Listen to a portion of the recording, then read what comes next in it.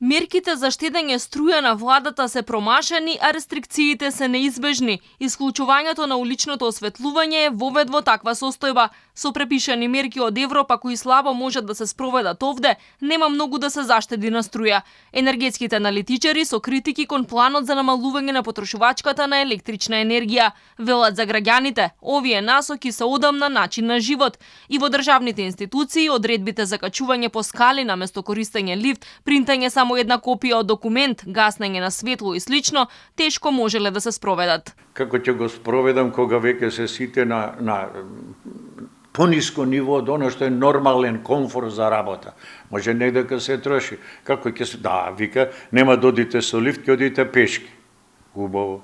Па не може секој да се качи таму, има. Ај да не кажам трудни, има некој проблем со оно, ќе треба да го користат.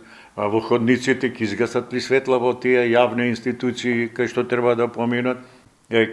Има можност, има нешто, ама не е тоа патот.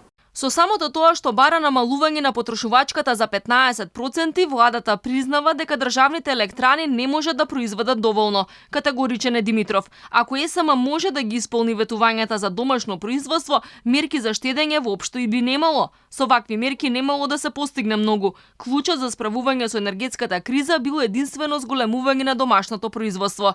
Димитров смета дека треба да се олеснат процедурите за поставување фотоволтаици, на граѓаните да им се овозможи да произведат онолку колку што сакаат и вишоците да ги продаваат. Според него, тоа што владата отворено не го кажува резервниот план во случај на хаварија, значело дека планот Б не е ништо друго, туку купување скапа струја од странство. Ја верувам дека ќе има проблеми. Во согласно со досегашното искуство, со на како работи електростопанство, со оглед на хидрографската состојба со потенцијалот со резервите, јас се сомневам дека ќе имаме доволно количина електрична енергија, а електростопанство ако не произведе доволно, ќе мора да купи и ја купува на берза. И тоа ја поскапува цената на електричната енергија. Не произведуваме сопствена ефтина, купуваме туѓа скапа. Владата вчера помпезно ги најави мерките за штедење. Граѓаните и фирмите добија само препораки, а државните институции задолженија да ја намалат потрошувачката на струја за 15%. Директорите кои немало да заштедат доволно ќе биле санкционирани. Никој во владата досега не кажа какви ќе бидат казните.